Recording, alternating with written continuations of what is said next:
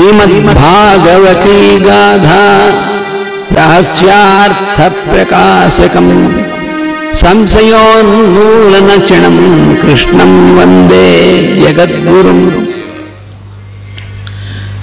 कृष्णं कमलपत्राक्षं पुण्यश्रवणकीर्तनं वासुदेवं जगद्योनिं नौमि नारायणं हरिं।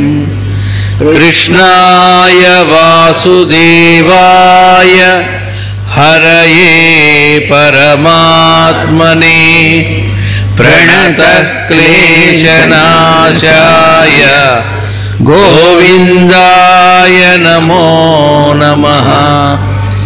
वन्दे श्रीराधिकां देवीं बृन्दारण्यविहारिणीं यस्याः कृपां विना कोऽपि न कृष्णं ज्ञातुमर्हति। पुण्यीभूतं प्रेम गोपाङ्गनानां मूर्तिभूतं भागधेयं यदूनाम् एकीभूतं गुप्तवित्तं श्रुतीनां श्यामीभूतं ब्रह्म मे सन्निधत्ताम्। आपदामपहर्तारं दातारं सर्वसम्पदां लोकाभिरामं श्रीरामं भूयो भूयो नमाम्यहम्। व्यासं वसिष्ठनप्तारं शक्तेः पौत्रमकल्मषं पराशरात्मजं वन्दे सुकतातं तपोनिधिम्। व्यासाय विष्णुरूपाय व्यासरूपाय विष्णवे नमो वै ब्रह्मनिधये वासिष्ठाय नमो नमः। श्रीमद्भागवती गाथा रहस्यार्थप्रकाशकं संशयोन्मूलनचिणं कृष्णं वन्दे जगद्गुरुं। वन्दे गुरुमनन्तार्यं वेदमार्गप्रवर्तकम् आयुर्वेदस्य पारज्ञं सर्वलोकहितैषिणं। नारायणं नमस्कृत्य नरं चैव नरोत्तमं देवीं सरस्वतीं व्यासं ततो जयमुदीरयेत्। श्रीकैवल्यपदम्बु చేరుటకునై చింతించదన్ లోకరక్షైకారంభకు భక్తపాలన కళా సంరంభకున్ దానవోద్రేకస్తంభకు కేళిలోల విలసదృగ్జాల సంభూత నానాకంజాత భవాండ కుంభకు మహానందాంగనాటినింభకున్ లలిత స్కంధము కృష్ణమూలము సుకాలాపాభిరామంబు మంజులతా శోభితమున్ సువర్ణ సుమన సుజ్ఞేయమున్ సుందరోజ్వల వృత్తంబు మహాఫలంబు విమల వ్యాసాలవాలంబునై వెలయున్ భాగవతాఖ్య కల్పతరు ఉర్విన్ సద్విజశ్రేయమై సర్వవేదార్థతత్వజ్ఞం వేదార్థ ప్రతిపాదకం పురాణసార సర్వజ్ఞం కృష్ణం వందే జగద్గురుం. ఓం అస్మద్గురుభ్యో నమః. 27వ పద్యం. ఆసన్న మరణార్థియైన యతీశుండు కాలదేశములను కాచి కొనడు తనువు విసర్జించు తలంబు జనించిన భద్రాసనస్థుడై ప్రాణ పవను మనసు చేత జయించి మానస వేగంబు బుద్ధి చే భంగించి బుద్ధి తెచ్చి క్షేత్రజ్ఞునితో కూర్చి క్షేత్రజ్ఞునాత్మలోపల చేర్చి ఆత్మను బ్రహ్మమందు గలిపి ఒక్కటి గావించి గారవమున శాంతితోడ నిరూఢుడై సకల కార్య నివహమెల్లను దిగనాడి నిత్య సుఖములయునని చూసునట మీద వసుమతీశ. సుఖయోగీంద్రుడు పరీక్షణ్ మహారాజుతో అంటున్నాడనమాట.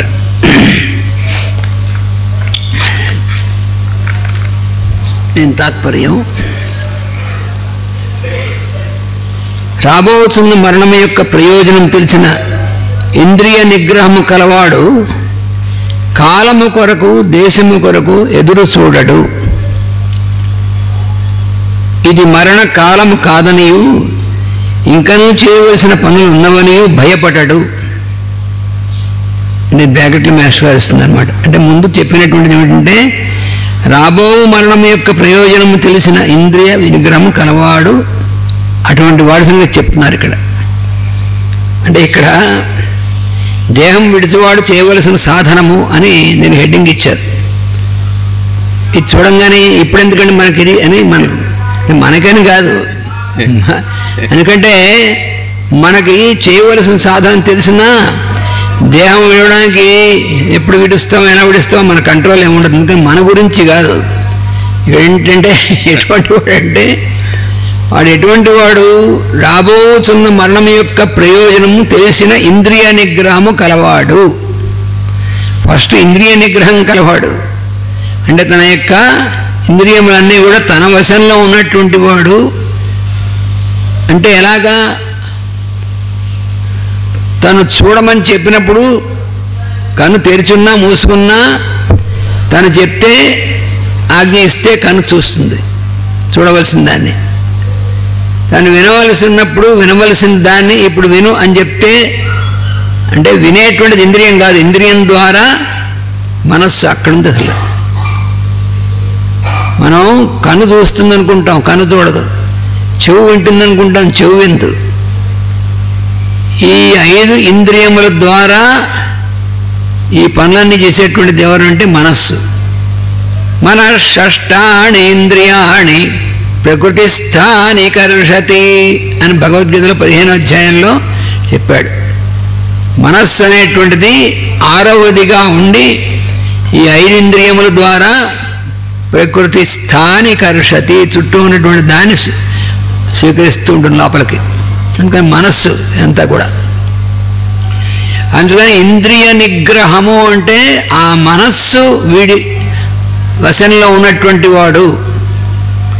మనస్సు వీడి వశంలో ఉన్నప్పుడు ఆ మనస్సు ఎప్పుడు చూడొచ్చో దేన్ని చూడొచ్చో అనేటువంటిది చేస్తే అప్పుడు ఆ కళ్ళు చూడడం అనేటువంటిది చేస్తుంది. లేకపోతే తెరిచి ఉన్నా కూడా వాడు చెప్పనిదే అనవసరమైనటువంటిది దాని దగ్గరికి దాన్ని చూడడానికి పనిచేయదు. మనకి మన వశంలో ఉండదుగా, మనం చూద్దాం ఉన్నటువంటిదే చూసి చూడకూడదు అనేటువంటి చూడకుండా అబ్బాయి నేను చూడకూడదని కళ్ళు మూసుకొని అదే చూస్తుంటాం. ఎందుకంటే మనస్సు కదా చూసేది, నువ్వు కళ్ళు తెరిచినా మూసినా మనస్సే పనిచేస్తుంది. అబ్బాయి ఇట్లాంటివన్నీ వినకూడదండి అంటాం. ఈ లోపల ఎవడో చెప్తాడు, వాడే ఏం చేశాడో తెలుసా అని అదే వింటుంది.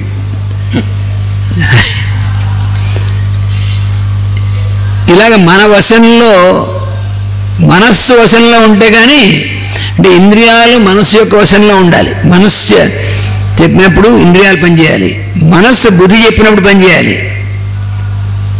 అక్కడ ఉంది మొత్తం అంతా కూడా. అందుకని మనస్సు ఇంద్రియాలు తన వశంలో ఉండి పనిచేయాలనుకున్నప్పటికీ బుద్ధి చెప్పినట్టు పనిచేయాలి అనేటువంటిది మనస్సుకు ఉండదు ముందు కంట్రోల్. మహర్షి గారు ఈ పతంజలి సూత్రాలు అవన్నీ చెప్తూ ముందు బేసిక్గా చెప్తున్నటువంటి దాంట్లో ఈ మనస్సుగాడు అన్నారు. మనస్సుగాడు ఏం చేస్తాడంటే వాడు మేనేజర్ సీట్లో కూర్చోబెడితే వాడు ఓనర్ని తనే అనుకున్నట్టుగా ప్రొజెక్ట్ చేస్తుంటాడు వాడు. ఎందుకంటే అసలు ఓనర్ గారు లోపల ఉన్నారు కదా ఈశ్వరుడు, ఆయన దాకా కాకుండా నేనే ఈశ్వరుణ్ణి, అహం భోగి అంటే మరి ఆసురమైనటువంటి విధంగా పనిచేస్తుంది. నేనే కారణం, నేనే ఇది చేస్తాను అనేటువంటిది.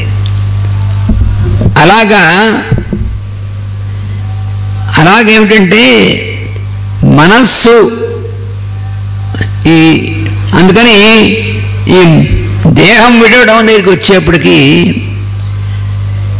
రాబోతున్న మరణం యొక్క ప్రయోజనం తెలిసిన ఇంద్రియ నిగ్రహం కలవాడు. రాబోతున్న మరణం యొక్క ప్రయోజనం తెలిసేది ఎవరికి? ఇంద్రియ నిగ్రహం కలవాడికి అని అర్థం.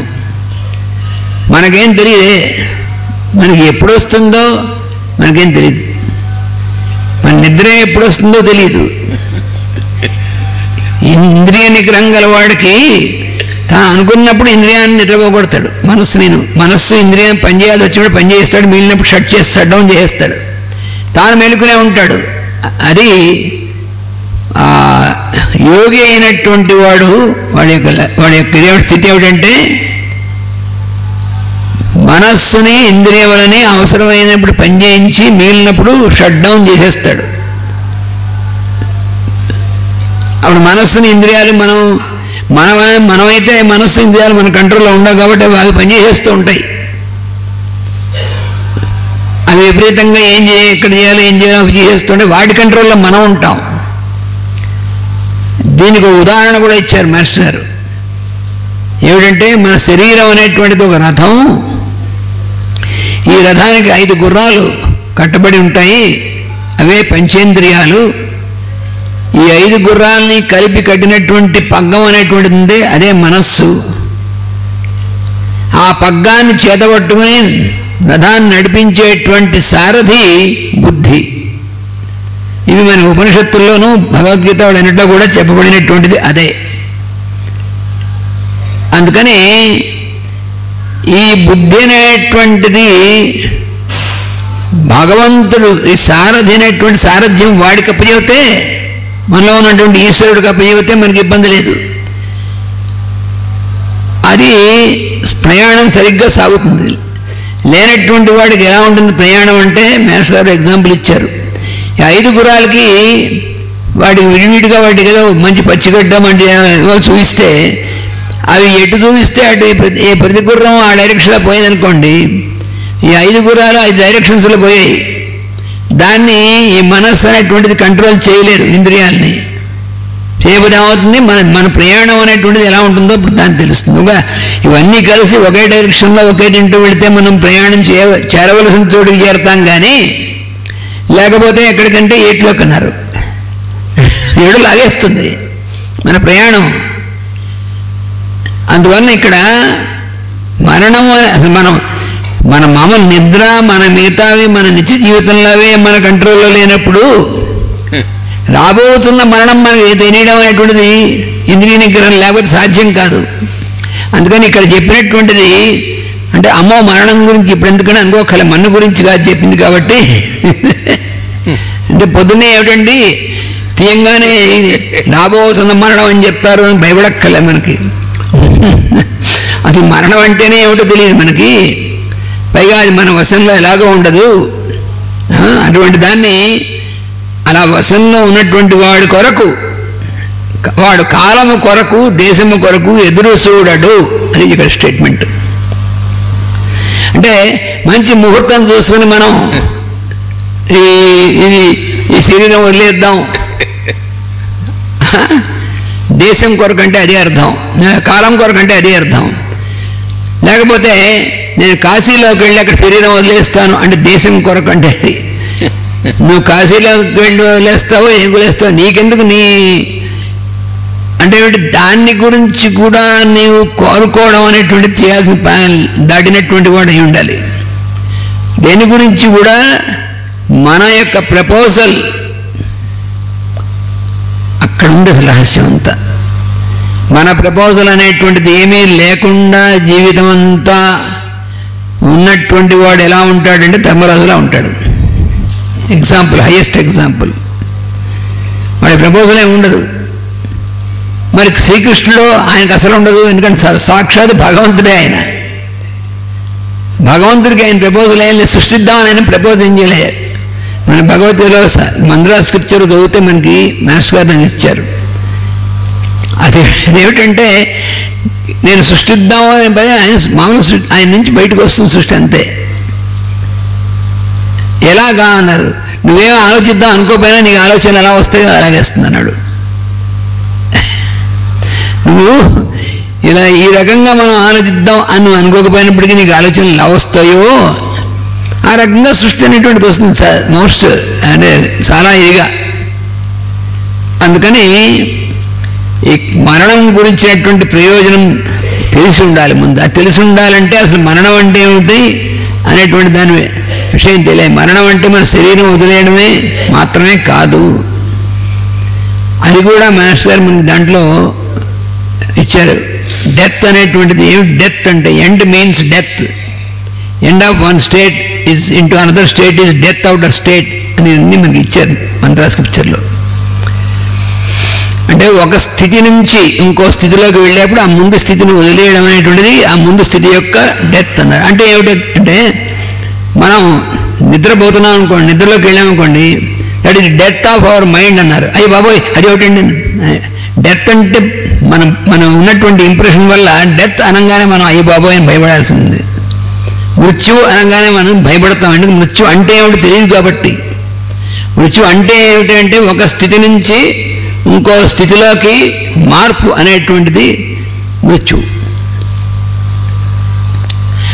అది మనకి పూర్తిగా తెలిసినప్పుడు అప్పుడు జన మరణాల గురించినటువంటి భయం అనేటువంటిది ఉండదు. ఇదంతా ఎప్పుడు వస్తుంది? ఇంద్రియ నిగ్రహము అనేటువంటిది స్థితి మనగా నిలబడినప్పుడు. అందుకని అందుకు సాధన అనేటువంటిది కంటిన్యూస్గా జరిగేటువంటి ప్రాసెస్. కానీ ఆ సాధన అనేటువంటిది నాకు అయిపోయింది, నాకు స్థితి వచ్చేసింది అనుకోవడానికి ఏం లేదు. ఇక్కడ ఇంకోటి, ఇలాంటి వాళ్ళు మనకు కాదు అని అన్నారు కదా అని అంటే అర్థం మనం కూడా ఇలాంటి సాధనలోకి వెళ్ళాలని అర్థం తప్ప మనకు కాదంటే ఇంక వీళ్ళందరూ ఎక్కడ అడవుల్లోనో ఎక్కడో ఉంటారని కాదు.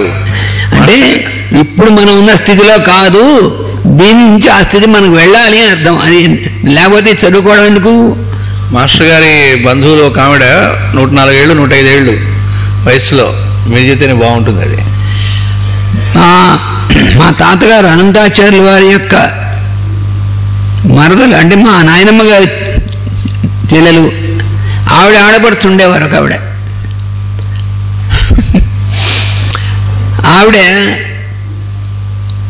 ఆవిడ వివాహం చేసుకోలే. ఆవిడ నిరంతరము సేవ అనేటువంటి దాంట్లో ఉన్న జీవితం అంతాను భగవంతుని యొక్క స్మరణ, తర్వాత అందరూ సేవ అనేటువంటి దాంట్లో జీవితం గడిచింది ఆవిడ. ఆవిడ 106 సంవత్సరాల పైన ఉంది, 106 సంవత్సరాలు దాటింది ఆవిడకి. నేను చిన్నప్పుడు నాకు 13-14 ఏళ్ల వయస్సు. అప్పుడప్పుడు మా తాతగారితో ఆయన దగ్గర ఉండేవాడిని కాబట్టి 15 ఏళ్ళ దాకా ఆయనతో పాటు ఆ ఊరు టెంపుల్ని ఆ ఊరు వెళ్ళొస్తుండేవాడు. అందుకని ఆవిడ, నేను అనంతాచార్య గారు మనవాడిని అనేటువంటి తెలుసు. మా తాతగారు మరి బాగా దగ్గర బంధువు కదా, ఆవిడగా అన్నవారు సోదరు. అందుకని అయితే అప్పుడు చూసింది ఆవిడ. తర్వాత ఆ వయసులో 14 వయస్సు 7 వయసులో ఆ తర్వాత మళ్ళీ నేను విశాఖపట్నం వచ్చేసాను. తర్వాత ఇక్కడ నా విద్యాభ్యాసం ఇవన్నీ అయిపోయిన తర్వాత గన్నవరంలో మనం రామానుజన్ గారు మా అన్నగారు గన్నవరంలో ఉంటారు కదా, గన్నవరం దగ్గర ఈ ఊరు టెంపల్లే. ఈ టెంపుల్లో కూడా ఉన్నటువంటిది చక్కటి దేవాలయం, వేణుగోపాల దేవాలయాన్ని కూడా పునరుద్ధరణ జరిగింది మధ్యన. ఆ టెంపుల్లో ఉంటారు ఆవిడ తమ్ముడు, అంటే మా తాతగారు తోడలుడు, ఆయన వెళ్ళిపోయారు ముందే. మా నాయనమ్మ గారి చెల్లెలు ఆవిడ ఇంకా ముందే వెళ్ళిపోయింది. నాయనమ్మ గారి తర్వాత 4 రోజులు ఆవిడ వెళ్ళిపోయింది శరీరం వదిలేసి. ఇదంతా అయిన తర్వాత మా తాతగారు కూడా వెళ్ళిపోయిన తర్వాత, మా నాన్నగారు కూడా శరీరం వదిలేసిన తర్వాత, అంటే ఇంచుమించు 50 సంవత్సరాల తర్వాత, 50 కాదు దగ్గర అప్పుడు 45 సంవత్సరాలు 50 సంవత్సరాల దగ్గర మధ్యలో, అప్పుడు నాకు టెంపుల్కి వెళ్ళినప్పుడు మామూలుగా ఈవిడ గురించి వచ్చి, ఈవిడ ఇప్పుడు 106 సంవత్సరాలు వయస్సు అయినప్పటికీ ఉన్నారు పెద్ద ఆవిడ. ఒకసారి అటువంటి వాళ్ళని మనం చూడలేమో అంత ఎక్కువ మందిని వెళ్ళి ఆవిడ దర్శించుకుని ఆవిడ ఆశీస్సులు తీసుకుందాం అనిపించిన వెంటనే రామానుజన్ గారు మేము బయలుదేరి మేము వెళ్ళాం. అప్పుడు నేను అనుకున్నాను అనమాట, నాకు 14 ఏళ్ల వయస్సు అప్పుడు లాస్ట్ చూశాను ఆవిడ్ని. ఇప్పుడు 106 సంవత్సరాలు ఆవిడకి వయస్సు. ఇప్పుడు నేను వెళ్ళి చూసి నేను బలానా అని చెప్పి నమస్కారం చేసి ఆవిడ ఆశీస్సులు తీసుకోవాలి అని నేను అనుకుంటున్నాను అనమాట. నేను వారి ఇంటి ప్రాంగణంలో, ఆవిడ తమ్ముడు వాళ్ళెవరు, తమ్ముడు పిల్లలు వాళ్ళు ఉన్నారు, అక్కడే ఉంది. ఆ ఇంటి ప్రాంగణంలోకి అడుగు పెడుతుండగా ఆవిడ దూరం నుంచి చూసింది. చూసి అంత దూరం నుంచి చూసి నేను దగ్గరికి వస్తున్నప్పుడు, ఒరే నువ్వుట్రా, మా అనంతం అన్నయ్య మనవాడు కదరా నువ్వు. అదే ఆ టైంలో ఆవిడ బట్టలు ఆరేసుకుంటుంది. ఆవిడ బట్టలు ఉతికి జాడించి ఆరేసుకుంటూ నన్ను చూసింది ఆవిడ. 106 ఏళ్ల వయసు. ఒరే నువ్వుట్రా, మా అనంతం అన్నయ్య మనవాడు కదట్రా అని. ఎప్పుడు 45, 50 సంవత్సరాల తర్వాత నన్ను చూసినటువంటిది. చిన్నప్పుడు 14 నన్ను పిల్లవాడిగా చూసినటువంటిది ఆ వయసులో చూసి, అది కూడా కళ్ళు చల్లదోడికి నేను శుభ్రంగా చూసింది. ఒక్కసారి నేను దిగ్భ్రాంతుడైన నాయనో, ఇదెక్కడ మెమరీ, ఇదెక్కడిది అంటే ఏ స్థితిలో ఉంటుంది ఆవిడ, అమ్మ అనుకున్నా. అంటే ఆవిడ వెళ్ళి చూడాలని సంకల్పం మాస్టర్ గారు ఎందుకు కలిగించారు నాకు అర్థమైంది. సరే తర్వాత పోనీ దృష్టి ఎలా ఉంది అంటే, మాట కూడా మనం మాట్లాడింది అన్ని చక్కగా వినపడతాయి. ఆవిడ స్పష్టంగా మాట్లాడుతుంది, అసలు ఎక్కడ ఏమీ తేడా లేదు. కూర్చోరా అంది ఆవిడ. దాని తర్వాత ఏమంటే మాట్లాడి చెప్పింది, ఈ మధ్యన నాయన 2 పూట్ల వంట నేనే చేసేదాన్ని, ఎందుకంటే నాకు చిన్నప్పటి నుంచి అలవాటు కదా, ఏదో శుచిగా శుభ్రంగా చేసి అందరూ ఇంట్లో అందరూ పెట్టడం. ఈ మధ్య దాకా నేనే చేసేవాడిరా, ఈ పిల్లలు ఈ మధ్యన మరీ అంత, ఇప్పుడు కూడా నువ్వు 2 పూట్ల చేయాల్సిన అవసరం ఏమిటే అని చెప్పి అంటే, సరే రాత్రి కూడా మీరు చేసుకుంటారా అని, పగలపూట నేనే చేస్తున్నాను రా అని చెప్పింది. ఆవిడ ఏ శాస్త్రాలు చదువుకున్నా, శాస్త్ర చర్చ ఇవేం లేవు. లైఫ్ అంతా ఆవిడ ఒకటే భగవంతు స్మరణ ప్రతిక్షణం చేసుకుంటూ ఉండడం, అందరినీ వచ్చినటువంటి వాళ్ళని ఆ భగవత్ స్వరూపులుగా సేవిస్తూ ఉండడం తప్ప ఇంకోటువంటి లైఫ్ లేదు ఆవిడకి. అటువంటి ఆవిడ మరి ఎంత పుణ్యాత్మురాలు అసలు ఆవిడ. అంటే మరి ఆవిడ సాధన ఎంత సాధకురాలు, ఎంత పుణ్యాత్మురాలు. అప్పుడు అమ్మా ఇలా సంకల్పం కలిగింది, మీ దర్శనం చేసుకోవడానికి వచ్చాను అంటే, చాలా సంతోషం నాయన అని చెప్పేసి కూర్చున్నాం. కొంతసేపు ఆవిడ ఏదో ప్రసారం పెట్టింది, ఆశీర్వదించింది, చేసాం. చేసిన తర్వాత ఇంకా వెళ్ళొస్తానమ్మా అని, సరే లేరా అని ఆశీర్వదించింది. నమస్కారం చేయించడం, ఆ పాదాలు స్పృశించి నమస్కారం చేసుకుని వెనక్కి తిరిగి వచ్చేసాం. సరిగ్గా నేను తిరిగి వచ్చిన తర్వాత వారం రోజుల్లో ఆవిడ శరీరం వదిలేసింది. అది ఎలా వదిలేసింది తెలిసినా, ఆ రోజు కూడా ఉదయం ఆవిడ అంతా అనుష్ఠానం చేసుకుని వంటరి చేసి, ఆ వంటరి చేసి అంతా సిద్ధం చేసి అందరికి పెట్టి, తాను కూడా ప్రసాదం తీసుకుని అయిన తర్వాత గుడికి వెళ్ళొచ్చి ఆలయం స్వామి దగ్గరికి వెళ్ళొచ్చి ప్రసాదం తీసుకుని, ఒరే నేను ఇంక వెళ్ళి రావాలిగా అందట. ఉన్నట్టుండి ఏమిటి ఎక్కడికే వెళ్ళొస్తావా అని అన్నారు వాళ్ళ పిల్లలు. ఎక్కడికి వెళతావా అమ్మమ్మ అంటే, అరే వచ్చిన చోటుకి వెళ్ళాలి కదరా, ఇప్పుడు నాకు పిలుపు వచ్చిందిరా వెళ్తున్నాను అందట. వీళ్ళు బుర్రగొక్కుంటారు, ఇవి అంతే సడన్గా చేస్తారు. చక్కగా చాప పరుచుకుంది, ఎటుపక్క ఏ దిక్కుతారో పెట్టుకోవాలి, అటు పడుకుంది. ఓం నమో నారాయణ అంటూ వెళ్ళిపోయింది అంతే. వరండాలో చాపేసుకుని ఇంట్లో కాదు, మంచం మీద కాదు, వరండాలో చాప ఆవిడ వేసుకుంది, ఆవిడ శయనించింది ఓం నమో నారాయణ అంటూ. అంటే విమానం వచ్చి తీసుకెళ్ళిందంటారు కూడా, అలా జరిగిందనమాట. అది అసలు అంటే ఈ చెప్పుకోవడంలో ఉద్దేశం ఏంటంటే తపస్సు జనుడు అంటే ఎక్కడో తపస్సులు చేస్తూ ఎక్కడో అరణ్యాలో కాదు, వాళ్ళు ఇంట్లో ఉండే మామూలు అందరి మధ్యలో ఉంటే అందరికీ సేవ చేసుకుంటే అందరూలోనూ భగవంతుడు చూసి సేవ చేసుకుంటూనే, అంటే దీన్ని మించిన తపస్సు అంటే దీన్ని మించింది ఇంకోటి ఎక్కడో ఉన్నటువంటిది కాదు, మన నిత్య జీవితమే తపస్సు అనమాట. అలాంటి వాళ్ళు తపస్సు జనులు అంటే. మరి వాడికి మనస్సు ఇంద్రియాలు వాళ్ళ నిగ్రహం వాడి కంట్రోల్ ఎందుకు ఉండవు మరి? ఎందుకంటే ఎవరి అందు అభిప్రాయాలు ఉండవు. అది చిత్తవృత్తి ఏం లేదు అక్కడ. చిత్తవృత్తి నిరోధం ఆటోమేటిక్ జరిగిపోయింది. యోగం అంటే ఏమిటి? చిత్తవృత్తి నిరోధం కదా. చిత్తవృత్తి నిరోధం అంటే ఏమిటి? మనస్సులో ఏ రకమైనటువంటి ఏ అభిప్రాయాలు అనేటువంటివి, మనస్సు యొక్క ప్రవర్తన అనేటువంటిది ఏం ఉండదు అసలు. చిత్తవృత్తి లేదు అక్కడ అసలు. అలాంటప్పుడు పంచేంద్రియాలు ఇవన్నీ ఏం చేస్తాయి? ఎప్పుడు ఎలా చేయమంటే అలా చేస్తాయి. అది వాళ్ళ కంట్రోల్లో ఉంటుంది. అటువంటి వాళ్ళు అదనమాట. రాబోతున్న మరణం యొక్క ప్రయోజనం తెలిసిన వాళ్ళు అంటే వాళ్ళు అనేది వాళ్ళకి ఏమీ ఇబ్బంది లేదు. అందుకని ఇక్కడ మాస్టర్ గారు అది మరణకాలము కాదనియు ఇంకనూ చేయవలసిన పనులు ఉన్నవనియు భయపడ్డాడు. వాడు ఎలా ఉంటాడు? ఫస్ట్ థింగ్ అంటే అయ్యో అప్పుడే నా మరణకాలం కానీ ఇంకా చేయాల్సిన పనులు చాలా ఉన్నాయి, అప్పుడే వచ్చేస్తేలాగా అని ఏమీ లేదు. ఎప్పుడైనా సరే రెడీ.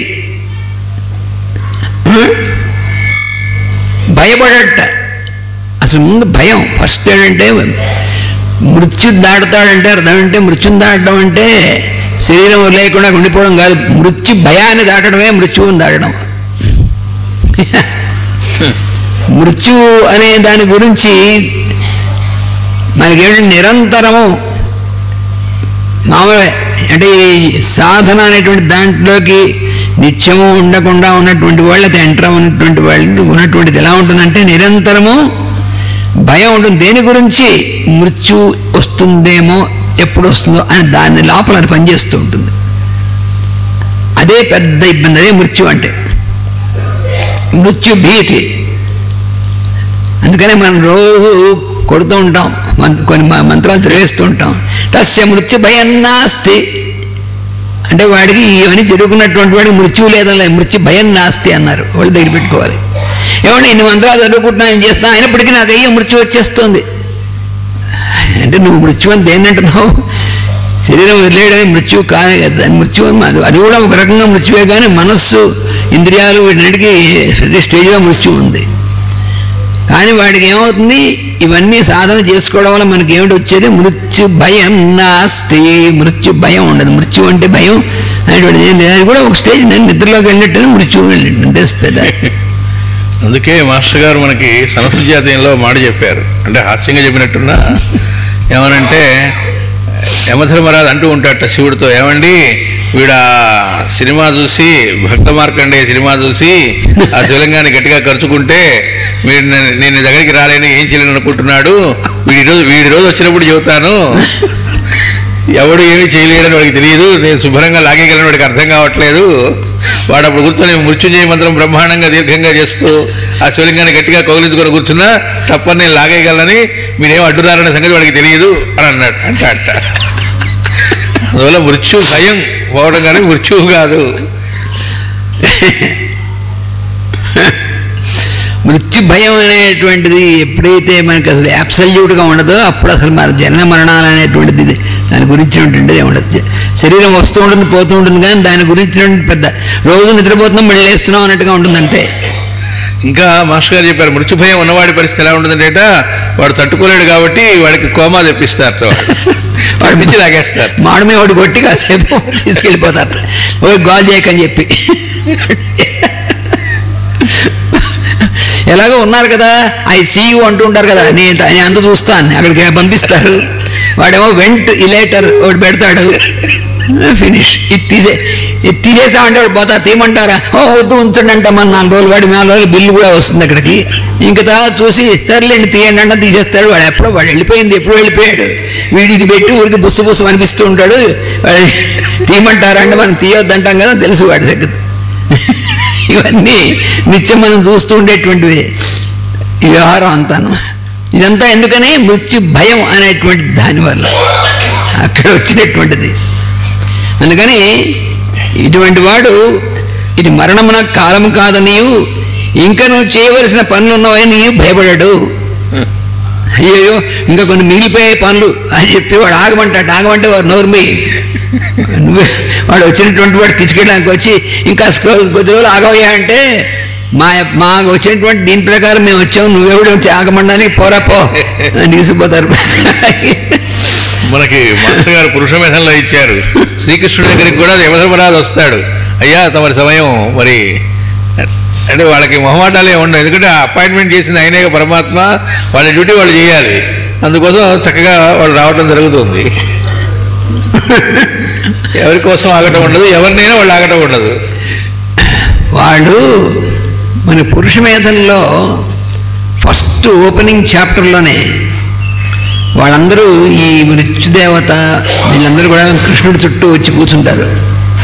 అభ్యాసమూర్తి వాళ్ళందరూ వచ్చి కృష్ణుడిని దానికి వచ్చి, అయ్యా నేను 125 సంవత్సరాలు నిండిపోయే మీ ఈ శరీరానికి మరి మీరు మాకు అప్పచెప్పినటువంటి పని మీ శరీరం మీద మేము చేయాలా అని వాళ్ళు పాపం ఆయన అంటే, మిమ్మల్ని నేను ఎందుకు పెట్టానంటే మాకు ఈ పని అప్పచెప్పారే బొత్తిగా అనుకునేటువంటిది లేకుండా నేను ఏ పని అప్పచెప్తే ఆ పని చేయడానికి సిద్ధమైనటువంటి వాళ్ళు మీరు కాబట్టి అప్పచెప్పాను, ఏం మొహమాటం లేదు, మీరు మీ పని చేసుకోండి నా శరీరం మీద అని పర్మిషన్ ఇస్తాడు ఆయన. అవతారమూర్తిగా పరమాత్మ దిగి వచ్చిన వాడిని కూడా తీసుకెళ్ళడానికి యమధర్మరాజుకు మొహమాటం లేనప్పుడు మిగతా వాళ్ళ సంగతి ఏముంటుంది, ఆగండి అంటే ఆగుతారండి. ఆయన కాబట్టి పర్మిషన్ అడిగారు, అంటే మన పర్మిషన్ పోరా చవటా తీసుకుపోతారు. నేను ఇన్ని మంత్రాలు చేశాను, సర్లే చేస్తే దట్స్ ఆల్ రైట్ అని తీసుకుపోతారు. మృత్యుంజయ హోమం చేయించాను, 2 లక్షలు జపం చేయించాను. కానీ ఇంకా అట్లే ఇది చచ్చుటకు అనుకూలమైన ప్రదేశం కాదని అసలు ఉండవయ్యా, నేనేదో కాశీలో వెళ్ళిలా అంటే నువ్వు ఇప్పుడే కాశీ వెళ్ళదా కాదు. ఒక ఆయన ఎవరో మాస్టర్ గారిని అడిగాడు, ఏమండి ఈ మధ్య ఒక భయం పట్టుకుందన్నట్ట, ఏంటంటే ఒకవాడు పోయే పెద్దవాడు అనమాట, పొరపాటు నేను రైల్లోనో ప్రయాణంలోనో పోతే ఎట్లా అని అడిగాడు. అంటే మరీ ఇబ్బంది కదా అన్నట్టుగా, అంటే ఎవరికి అన్నట్టు మాస్టర్ గారు, ఆ చుట్టుపక్కల వాళ్ళకయ్యావా తలకాయ నొప్పి, ఎందుకంటే వాడు పోలీసులు ఏమిటి ఎంక్వైరీ తలకాయ నొప్పి ఉంటుంది, కానీ నీకేముంది హాయిగా పోయి అయిపోయింది.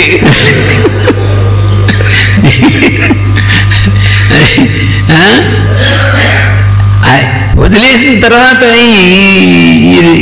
ఇవి ఎలా ఉండవు, కానీ మన మనసుకి అసోసియేషన్ వల్ల ఇవన్నీ బాగా నిత్యం అంటుకుని ఉంటాయి కదా అని, కానీ మనం వదిలేసామని మర్చిపోయి ఇంకా ఇందులో ఉన్నామనే భ్రాంతిలో ఉండడం వల్ల ఇవన్నీ మనకి అనుకుంటాం అనమాట.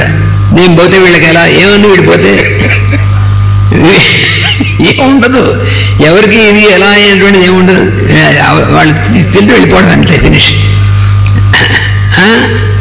రైల్లో పోతే ఎలా, ఇంట్లో పోతే ఎలా, అది శరీరం వదిలేసినప్పుడు ఎక్కడ చేసినా ఒకటే, ఎక్కడైతే నీకు శరీరం నుంచి బయటకు వచ్చిన తర్వాత ఫస్ట్ ఎవడు ఎక్కడికి పోడు, ఇంకే భౌతికమైన శరీరం నుంచి బయటకు వచ్చిన తర్వాత యాస్ట్రల్ శరీరంలో ఉంటాడు కొన్ని రోజులు. ఇది కూడా చెప్పారు ఎలా ఉంటుందంటే, వాడు అప్పటిదాకా వాడు రోజు పొద్దున్న 8 గంటలకి బాగా స్ట్రాంగ్ కాఫీ తాగడం అనమాట, ఆ రోజు దానికి ఆ కాఫీ మీద సిద్ధం చేస్తున్నారు, ఈ లోపల వీటి టప్పకని వాళ్ళు లాక్కుపోయారు, బయట తీసుకొచ్చారు. ఆ సంగతి తెలియదు వీడికి, వచ్చిన తర్వాత వీడు కాఫీ తెచ్చిన తర్వాత వీడికి వాసన తెలుస్తూ ఉంటుంది, ఇంకా కొంత వాసనలు ఉంటాయి కదా అని తాగుతామంటే ఎక్కడ తాగుతాడు, వీడికి శరీరం ఇంద్రియాలు లేవు, శరీరం పనిచేయట్లేదు.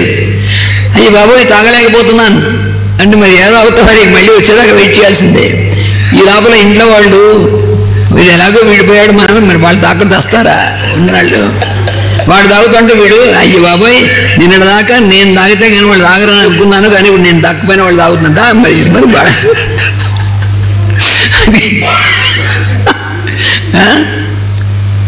అని అలాంటి స్థితి 10 రోజుల పాటు యావరేజ్ బియ్యం ఉంటుంది. అందుకని ఆ 10 రోజులు చేసేటువంటి పని ఏంటంటే వాడికి ఆ అన్నం వండి పెట్టే మంత్రాలు చదువుతా అన్నం వండి పెట్టే కాకులకి వాడి పెడితే కాకుల ద్వారా ఆయన తింటాడు, వాడు ఏడుస్తాడని. అందుకని అంతేగాని ఈ మృత్యుభయం అనేటువంటి దాటిన వాడికి అదేం ఉండదు. అలా వదిలేస్తే వాడు కంటిన్యూస్ జర్నీలో ముందుకు వెళ్తాడు తప్ప వాడు ఇలా ఇరుక్కుపోయి ఉండడు. దానికని వాడికి ఏం భయం ఉండదు. అది చచ్చుటకు అనుకూలమైన ప్రదేశం కాదనియు భార్యయు బిడ్డలు దగ్గర లేనని మనస్సు కరవలు పెట్టుకోడు. అయ్యో వాళ్ళు ఎవరు దగ్గర లేకుండా వెళ్ళిపోతాను, నువ్వు వెళ్ళిపోయిన తర్వాత వాడు దగ్గర ఉండడం ఎలా ఉంటారు అసలు? శరీరంలో ఉన్నప్పుడున్నటువంటి బంధం శరీరం క్షణం నుంచి ఉండదు. వాడు శరీరం లేదని కూడా తర్వాత కూడా నా భార్య అండి. శరీరం ఉన్నప్పుడు నువ్వు వివాహం చేసుకున్నావు నీ భార్య, నువ్వు శరీరం వదిలేసినావు నా భార్య అంటే అసలు అదేమిటి అసలు? అంటే ఇవన్నీ మనకి అలవాటు ఉంటుంది. మనస్సుకి బాగా ఇరుక్కుని ఉంటాం, అసోసియేషన్ అదే అనమాట సంఘం, అదే అర్థం. ఆ సంఘం వల్ల ఏమవుతుందంటే మనమే కట్టేసుకుని దాని నుంచి బయటకు రాలేకపోతే ఎంత గట్టిగా ఉంటుందో అంత స్ట్రాంగ్గా ఇదంతా ఉంటుంది. ఇది వదలగొట్టడం కోసం ఈ 10 రోజులు చేసేటువంటి కార్యం అని చెప్పారు. అది వాడికి జరిగేటువంటివంతా కూడా. అందుకని ఇక 10 రోజుల తర్వాత కూడా వదలనటువంటి వాళ్ళు స్పెషల్ కేసులు. వాడు ఎక్కడో వాడు దాన్ని సంపాదించినట్టు బంగారం ధనం ఎక్కడో పాతిపెట్టి ఉంటాడు, వాడు దాని చుట్టూ తిరుగుతూ ఉంటాడు. ఎందుకంటే అది ఎవరిని ఎత్తుకుపోతాడు. మరి వీడు బయటకు వచ్చిందో వాడు ఎవడో ఎత్తుకుపోతాడు. అది ఉన్నప్పుడే వాడు ఎత్తుకుపోతే మనం ఏం చేయలేము. అలాంటిది వీడు శరీరాన్ని బయటకు వచ్చిందో దాకా తిరుగుతూ ఉంటాడు వీడు. మరి నీకేం కర్మరాడు, హాయిగా ఫ్రీగా వెళ్ళొచ్చు కదా అంటే వెళ్ళక్కడే ఉంటాడు. అప్పుడు వాడు అన్న ఎత్తుకుపోతున్నాడు, చేయగలిగింది లేదు, బాడీ లేదు కదా. అలాగా ఇవన్నీ నావి అనుకునేటువంటి సంబంధాలు ఎంత గట్టిగా ఉంటాయో అంత గట్టిగా వీడికి దస్తూ ఉంటాడు. వాడు కట్టిన ఇంటి మీద మమకారం ఉంటుంది, అప్పుడు ఆ ఇంటి చుట్టూ తిరుగుతూ ఉంటాడు. అలా ఉంటాయన్నమాట. శరీరం విడిచినట్టు భావం కలుగగానే, అందుకని వీడు ఇలాంటి వాడు ఏం చేస్తాడంటే శరీరం విడిచేటువంటి సమయం వచ్చింది వాడికి ఇండికేషన్ వస్తుంది. కలగగానే ఇందాక నేర్చిన ఎగ్జాంపుల్ ఆవిడ ఎగ్జాంపుల్ లాగా భద్రాసనమున కూర్చుండును. హాయిగా భద్రాసనం వేసుకుని కూర్చుంటాడు. ప్రాణవాయువుని మనస్సును బంధించును. అప్పుడు అది కూడా ముక్కు మూసేసి బంధించను కానీ మనస్సును బంధించును. కంట్రోల్ ఎక్కడుందో అక్కడి నుంచి పనిచేస్తాడు. పనిచేసి పల్సేషన్స్ కంట్రోల్ అవుతాయి అక్కడ. మనస్సును బుద్ధి అందు నిలుపును. మనస్సుని బుద్ధి అందు నిలిపితేనే ఈ ముందు స్టెప్ సాధ్యం అవుతుంది. బుద్ధిని జీవుని యందు, ఈ బుద్ధిని అనేటువంటి దాన్ని నేను అనబడేటువంటి దాని యందు వానిని తన యందు నిలుపును. ఆ చివరికి నేను అనేటువంటిది ఏదైతే ఉందో దానిలో నిలుపుతాడు వాడిని. తనను సర్వాంతర్యామైన పరబ్రహ్మమునందు ధ్యానించి వానితో కలిసిపోవును. అంటే ఇమ్మీడియట్గా దాంట్లోకి వెళ్ళి డిజాల్వ్ అయిపోతాడు, డిజల్యూషన్ పెట్టేసుకుంటాడు. వాడు ఏం ఇబ్బంది లేదు వాడికి. పనులు ఉన్నవి అని బాధపడక నిత్య సుఖమునందు లీనమగును. ఎంత అంటే ఈ వాక్యాన్ని మనం ధ్యానం చేసుకుంటే అర్థం కావు. దీనికి మనకి జన్మలు మళ్ళీ జన్మ ఉండదు అని కొన్ని చోట్ల చెప్తూ ఉంటారు. మరి తర్వాత మళ్ళీ ఇంటికి వస్తే మళ్ళీ పుట్టడం అనేటువంటిది ఉంటారు. ఇదంతా పెద్ద కన్ఫ్యూజన్ ఏం లేదు. అక్కడ వాళ్ళు క్లియర్ కట్గా ఇగో ఇలా ఉంటుందని చెప్పారు. దాన్ని మనం కన్ఫ్యూజ్ చేసుకుంటాం. మరి పునర్జన్మ లేకపోవడం అనేటువంటి దానికి మళ్ళీ శరీరంలోకి రావడానికి రెండు వ్యతిరేకమైనటువంటిది కదండి, వ్యతిరేకం కాదు అని దాన్ని ఒక ఎగ్జాంపుల్ ఇచ్చారు మాస్టర్ గారు మనకు అర్థమయ్యేందు కోసం. ఏం చెప్పారంటే పటిక బెల్లం తీసుకుని ఒక 5-6 గ్లాసులు ఇలా పెట్టి దాంట్లో నీళ్లు పోసి ఈ పటిక బెల్లం అన్ని ముక్కలు చేసి అందులో పడేస్తే కొంతసేపు కరిగిపోతుంది పటిక బెల్లం అందులో. ఇప్పుడు ప్రతి గ్లాసులో నీళ్ళలో పటిక బెల్లం కరిగిపోయి ఉంది కదా. ఇప్పుడు మళ్ళీ ప్రతి గ్లాసులో నీళ్ళలో ఉంది వేడెక్కి ఆవిరి చేసేస్తే ఈ ఆవిరి పోతే మళ్ళీ అక్కడ పటిక బెల్లం దాని పాకం వచ్చి అది గట్టిగా పడి బెల్లము పటిక బెల్లం అంటే ఏ పటిక బెల్లం అయితే వేసామో ఆ పటిక బెల్లమే మళ్ళీ అందులో మళ్ళీ పటిక బెల్లంగా మారింది.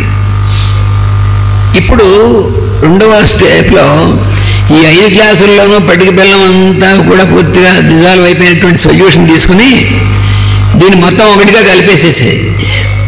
ఈ మొత్తం ఒకటిగా కలిపేసిన తర్వాత మళ్ళీ కొంచెం కొంచెం ఒక గ్లాసులో పోసారనుకోండి, ఇప్పుడు మళ్ళీ ఇందాక ఎక్స్పెరిమెంట్ చేశారనుకోండి, ఇప్పుడు ప్రతి గ్లాసులో మళ్ళీ పట్టిక బెల్లం ఉంది. ఇప్పుడు మాత్రం ఈ పట్టిక బెల్లం ఇంతకుముందు పట్టిక బెల్లమే ఇంట్లో అని చెప్పడానికి ఏముండదు అక్కడ. అందుకని పరమాత్మలో కలిపేయడం అంటే ఏమిటి, ఈ మొత్తంలో కలిపేసి ఆ దేంట్లో అయితే ఇది వచ్చిందో దాంట్లో, అంతేగాని మధ్యలో ఇంకో కాస్త అంటే ఉండేటువంటిది మళ్ళీ అక్కడి నుంచి మళ్ళీ వచ్చేటువంటిది కాదు, అబ్సల్యూట్ దాంట్లో కలిసిపోయింది. అప్పుడు మళ్ళీ శరీరంలోకి వచ్చినప్పుడు అక్కడి నుంచి వచ్చినటువంటి వాడు అవుతాడు, కానీ ఈ మధ్యస్థితుల్లోంచి కిందకి వచ్చినటువంటిది కాదు. అప్పుడు ఇవన్నీ ముందు ఉన్నటువంటి సంస్కారాలన్నీ కూడా దగ్ధమైపోతాయి. అది అంత అర్థం ఉంది దీంట్లో. ఇదే మాస్టర్ గారు మనకి మొత్తం 7 ప్లేన్స్ అన్నప్పుడు మనం దానిలో ఒక్కో ప్లేన్లో ఉంటాంట. ఒకడు మానసిక స్థితిలోనే ఎప్పుడు ఉంటాడు జీవితంలో, వాడు పోయినప్పుడు మళ్ళీ అదే స్థితిలో నుంచి మళ్ళీ పుట్టాల్సి వస్తుంది. ఇట్లా మొదటి 4 ప్లేన్స్ ఏవైతే ఉన్నాయో ఆ 4 ప్లేన్స్ ఎక్కడ పోయిన వాడైనా మళ్ళీ అదే ప్లేన్లో వాడు పుట్టడం జరుగుతుంది. ఆ తర్వాత 5వ దానికినప్పుడు 5, 6, 7 మనం చెప్పుకుని ఆ 3 1 కిందగా లెక్కేస్తారు. దానిలోకి వెళ్ళినటువంటి వాడు ఇప్పుడు ఇందాక చెప్పినట్టు పట్టిక బెల్లం అంతా కలిసిపోయిన తర్వాత మళ్ళీ అలాగా ఆస్తుంది అనమాట. వాళ్ళకి జన్మలు వస్తాయి, కానీ ఇలాంటిది కాదు అది. అంటే వాడికి ఏమి సంచితం చేసుకున్న దాన్ని బట్టి మళ్ళీ పుట్టడం ఇంకా ఏం లేవు. దీనికి రహస్య ప్రకాశం ఇంకా క్లియర్గా మనకి ఇచ్చారు చూడండి. ధారణ యందు ఇంద్రియములను మనస్సును కరిగిపోయిన స్థితి దేహము విడుచుట అంత్యకాలమును సంకేత పదములచే పిలువబడను. అంటే ఇంకా మనకి బేసిక్ దీంట్లోకి తీసుకెళ్ళి ఇస్తున్నారు. అంటే దేహం విడవడం అంటే లేదా అంత్యకాలము దేహం విడవడం అనేటువంటి సంకేత పదాలు అవి మొట్టమొదటి గుర్తుపెట్టుకోవాలి. సంకేత పదాలు అంటే టెక్నికల్ టర్మ్స్. సంకేత పదాలు అంటే అదే అర్థం. దేహం విడచడం అంటే ఏమిటి, లేకపోతే అంత్యకాలం అంటే ఏమిటి అంటే ధారణ యందు ఇంద్రియములను మనస్సును కరిగిపోయిన స్థితి. సంసార జీవికి దేహం విడుచుట అనగా మరణము. మనకి సంసారం అనేటువంటి ఇంకా దాంట్లో ఉన్నటువంటి స్థితిలో ఉన్నటువంటి వాడికి దేహం విడడమే మరణం కింద మనం దాన్ని తీసుకుంటాం. ధారణ సిద్ధించుటే యోగికి దేహం విడుచుట. యోగి అయినటువంటి వాడికి శరీరం వదిలేయడం మరణం కానే కాదు, ఈ ధారణ సిద్ధించడమే దేహం విడుచుట. అంటే తాదాత్మ్య స్థితి చెందుతాడు. దేని ఎందు ధారణ చేస్తూ ఉన్నాడో ఆ స్వామి తాను వేరు కాకుండా అయ్యేటువంటి స్థితిలోకి వెళతాడు. కాబట్టి ఇప్పుడు తాను అనేటువంటి ఎగ్జిస్టెన్స్ అక్కడ వేరే ఉండదు. దాన్ని మరణంగా చెప్పారు అక్కడ. భగవంతుని యందు యోగము సిద్ధించిన వానికి జనన మరణములు ఉండవు. మళ్ళీ ఒకసారి కన్ఫర్మ్గా చెప్తున్నారు. అంటే మనం ఎన్నిసార్లు చెప్పినా మనకు కన్ఫ్యూజన్. ఎందుకంటే ఉంటాయంటారా వాడు మరి ధృతరాష్ట్రుడు అడిగింది అదే సనత్సుజాతుల వారిని. మరణం ఉందంటావా లేవంటావా నిశ్చయంగా చెప్పన్నాడు. కొందరేమో మరణం ఉందంటారు, కొందరు లేరంటారు. దీంట్లో ఏది కరెక్ట్ చెప్పానని దబాయించాడు సనత్సుజాతుల వారిని. అంటే 2 కరెక్ట్ అన్నాడు. కొంప ముడికి వాడికి అర్థం చచ్చాడు వాడు. అదేమిటిది, మృత్యువు లేదంటావో కరెక్టే, మృత్యువు ఉందని చెప్పింది 2 కరెక్ట్. 2 కరెక్ట్ ఎలా అవుతాయి అంటే అప్పుడు చెప్పాడు, అరే పిచ్చివాషాలకు నువ్వు దేన్ని మృత్యు అంటున్నావో దాన్ని బట్టి అన్నాను. నీ అర్థం ఏమిటి చెప్పు, నువ్వు దేని అనుకుంటున్నావో దాన్ని బట్టి. సనత్సుజ అయితే మనం ఒక 100 సార్లు వింటే మనకు అర్థమవుతుంది. కనుక కర్మబంధం ఉన్నంత వరకు దేహం నిలబడి అటు పైన జారిపోవును. అసలు సత్యం అది. మన శరీరము ఏ జన్మలో ఏ శరీరంలోకి వచ్చినప్పటికీ ఎప్పటి వరకు ఏ క్షణం వరకు ఉంటుంది, ఇప్పుడు సరిపోతుంది అనేటువంటి దాన్ని స్ట్రైట్ అండ్ సింపుల్గా ఇచ్చారు ఈ వాక్యంలో. కర్మబంధమున్నంత వరకు అంటే మనం చేసేటువంటి పనులతో మనకి బంధం అనేటువంటిది ఉందే, దాని బంధం వల్ల మళ్ళీ ఇచ్చేయడం అనేటువంటిది లింక్. అది ఉన్నంత వరకు దేహం నిలబడి అటు పైన జారిపోవును. అప్పుడు కూడా ఆ కర్మ తనది కాదు. దేహం ఉన్నప్పుడు కూడా ఇంద్రియములను మనస్సు వాని ప్రవృత్తులను ధారణలో కరిగిపో క్షణమును అంత్యకాలమందరు. అందుకని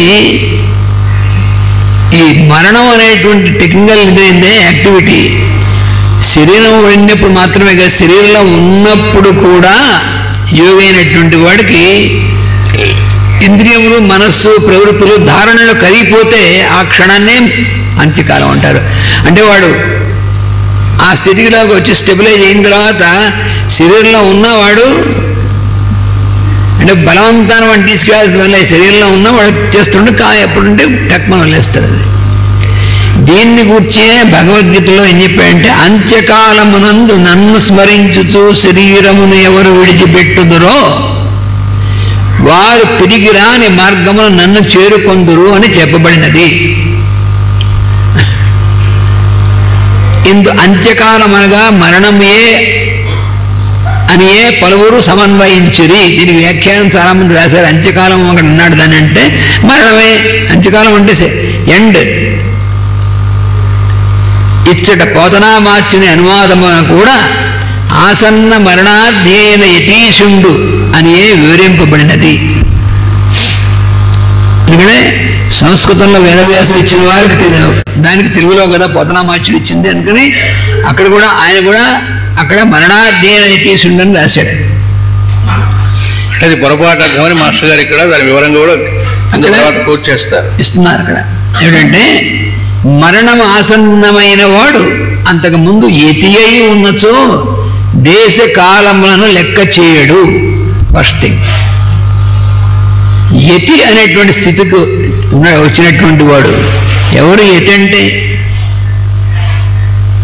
అంటే ఎక్కడా కూడా దేనియందు కూడా అటాచ్మెంట్ అనేటువంటిది మనస్సుకి పూర్తిగా లేనటువంటి వాడైతే వాడు యతి. అంటే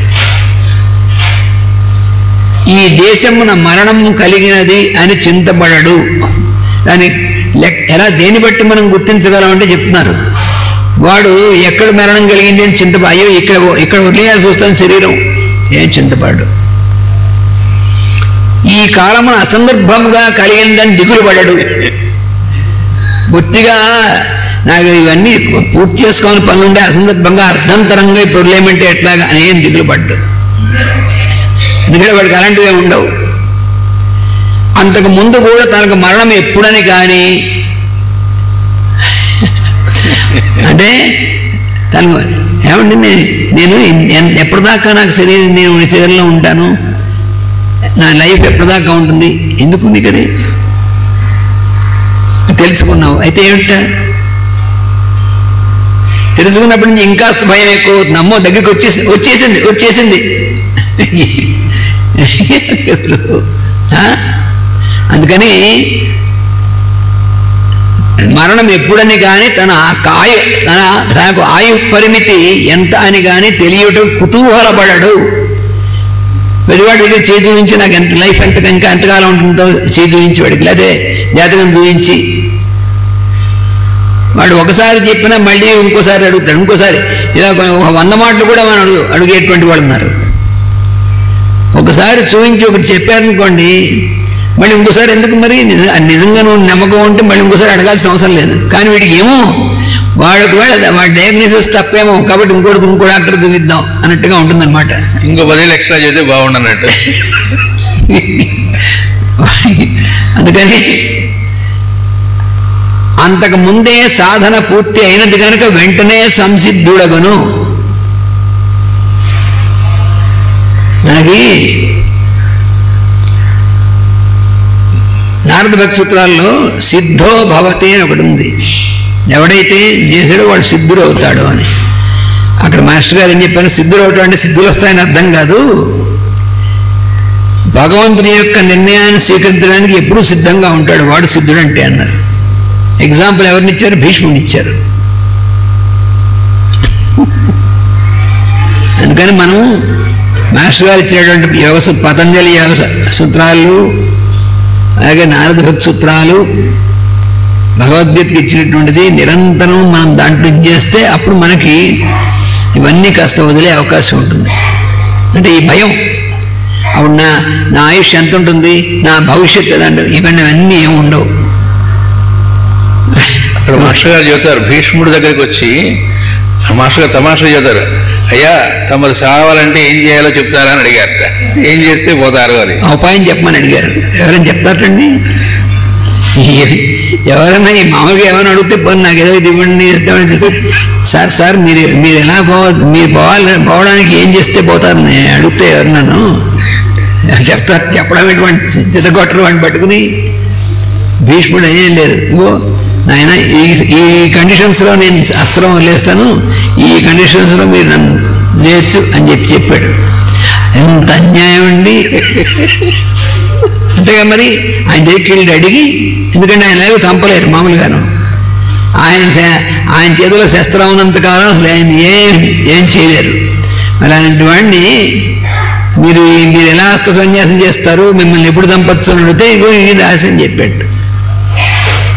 అలా ఎవరన్నా చెప్పగలరా? అందుకని సిద్ధో భవతి ఎందుకు భీష్ముడిని ఎగ్జాంపుల్ ఇచ్చారంటే అందుకు ఇచ్చారు ఆయన. ఈకే గారిని పరమ గురువులు ఇంకో హయ్యర్ వర్క్కు సంబంధించి ఒక ఆయన్ని తీసుకువెళ్ళవలసి ఉంది, ఇంకో పరమ గురువుని. కాకపోతే ఆయన కనుక ఇప్పుడు పట్టుకెళ్తే ఆయన వర్క్ ఇక్కడ కంటిన్యూ చేసేవాళ్ళు రెడీగా లేరు, కాబట్టి మీరు వస్తారా అని అడిగారు. ఓకే అని బయట వదిలేశారు. అయ్యో ఇప్పుడు వదిలేస్తే ఎట్లా, ఏం లేదు, ఆయన బదులు మిమ్మల్ని పట్టుకెళ్తాయి, ఉరికి కాదు పట్టుకెళ్ళేది. మన లెక్కలో వాళ్ళకి అవే ఉండవు, ఎక్కడైనా ఒకటే. అందుకని శరీరము విడిచినట్టు భావము కలిగినంతనే భద్రాసనమున కూర్చుండను. ప్రాణవాయువు గమనమును మనస్సుతో లగ్నము చేయను. మనస్సు యొక్క వేగమును బుద్ధిని క్షేత్రజ్ఞుడైన జీవుని యందు లగ్నము చేయను. జీవుని ఆత్మలో లయము చేయను. ఆత్మను బ్రహ్మమునందు కలుపును. అక్కడ మళ్ళీ బ్రాకెట్లు ఇచ్చారు. ఆత్మ అనగా తనలో ఉన్న నేను, బ్రహ్మం అనగా అందరిలో సర్వంలో ఉన్న నేను. స్ట్రైట్ నేను అంటే ఆత్మ, సర్వంలోనూ ఉన్నటువంటి నేను బ్రహ్మము లేక పరమాత్మ.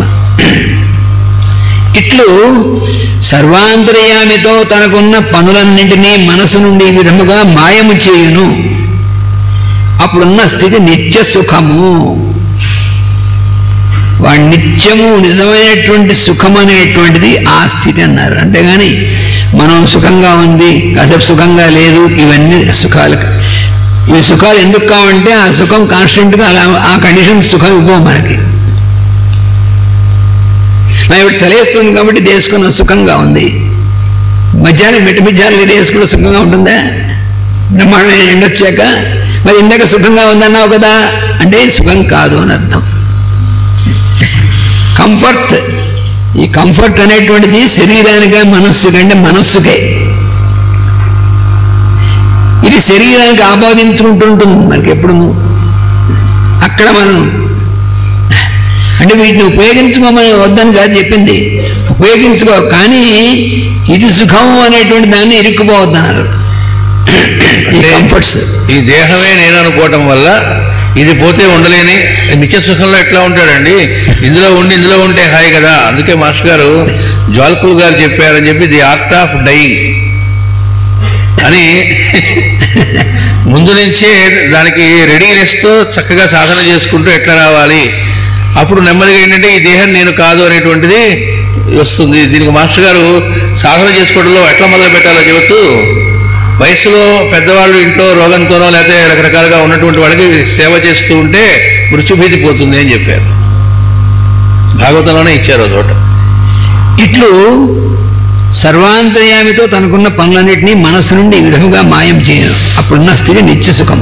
ఇచ్చట పోతనామాచ్యులు ఆసన్న మరణార్థి అనువదించినను మూలమున శరీర లోకమును విడవదల్చిన వాడు చేయవలసిన విధానము అని వర్ణింపబడినది. ఇచ్చట శ్లోకం ఇట్లున్నది సంస్కృత భాగవతంలో. స్థిరం సుఖం చాసనమాస్థితో యతి యథా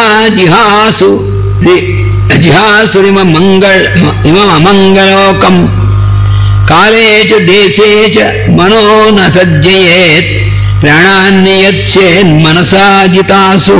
ఇది శ్లోకం. అక్కడ దీని భావం ఏమనగా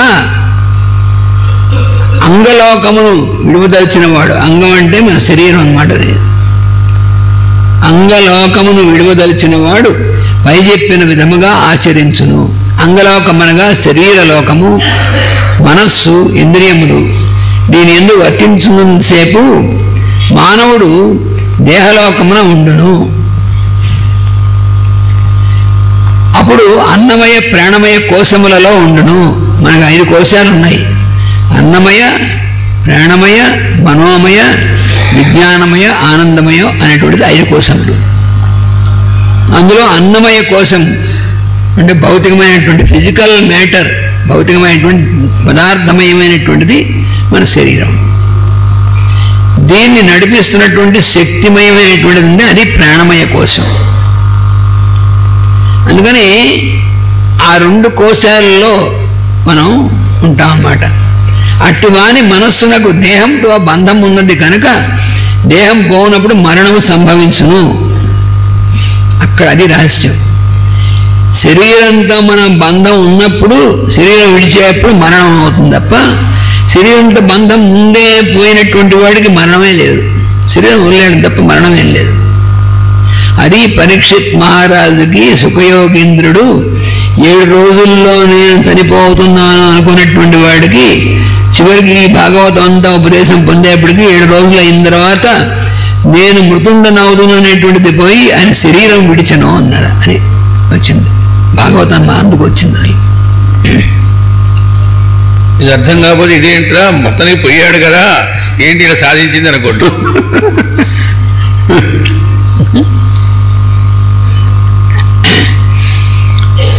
అట్లుగాక ధారణ వల్ల మనస్సును, ఇంద్రియములను, ప్రాణమును లగ్నము చేసినచో మరణంతో సంబంధం లేకుండా దేహమును విడవచ్చును. అనగా దేహ బంధము లేకయే తానుండవచ్చును. ఇది చాలా జాగ్రత్త. దేహ సంబంధం లేకయే తానుండవచ్చును. దీనికి ఈ 2 సెంటెన్సులు కాస్త కొంచెం జాగ్రత్తగా మళ్ళీ చదివితే కానీ అర్థం కావు. ఏమిటంటే ధారణ వలన మనస్సును, ఇంద్రియములను, ప్రాణమున లగ్నము చేసినచో, మనస్సుని, ఇంద్రియాలని, ఇంద్రియముల 5 ప్లస్ మనస్సు, వీటన్నిటిని కూడా ప్రాణముల లగ్నము చేసినచో మరణముతో సంబంధము లేకుండా దేహము విడవవచ్చును. అనగా దేహబంధము లేకయే తాను ఉండవచ్చును. అంటే శరీరంలో ఉండొచ్చు, దేహబంధం లేకుండా కూడా ఉండొచ్చు శరీరంలో.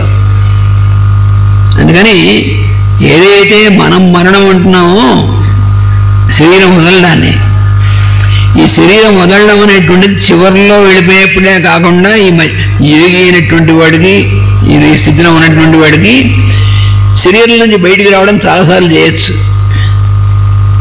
మళ్ళీ సరే ఆ శరీరంలో ప్రవేశించకుండా ఉండొచ్చు. ఇది వాడు సాధ్యం అవుతుంది.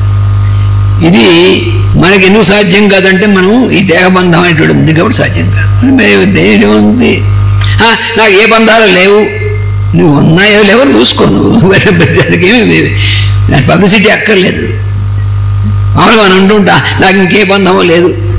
నువ్వు లేదనుకుంటే, నువ్వు లేదని చెప్తే పెద్ద విశేషం, కానీ ఉందో లేదో నీకు ఈ కనెక్షన్ నీకు నువ్వే చూసుకో. అద్దంలో అంటే అద్దం ముందు చూసుకుని మనం చూసుకుంటే మనకేం తెలుస్తుందో అలాగే మనమే చూసుకోవాలి. అవతల వాడు సర్టిఫై చేయక్కర్లేదు. అప్పుడు ఏమవుతుంది, అప్పుడు తాను దేహమునందు ఉండుట బదులు తన యందు దేహము ఉన్నంత కాలము ఉండి, అది అసలు దేహమునందు తాను ఉండడంగా తన యందు దేహం ఉండడం.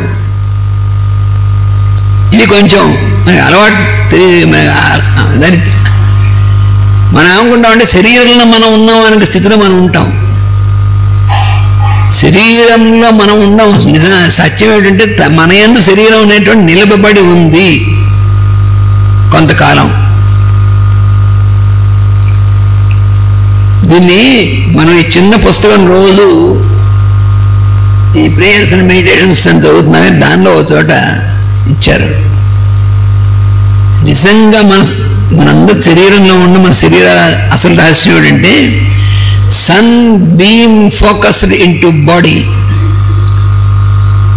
సూర్యుని యొక్క కిరణమే ఒక ఆకారం అనేటువంటి దాంట్లోకి ఫోకస్ చేయబడితే ఆ ఆకారం మనకి శరీరంలా కనిపిస్తుంది. అసలు రహస్యం అది.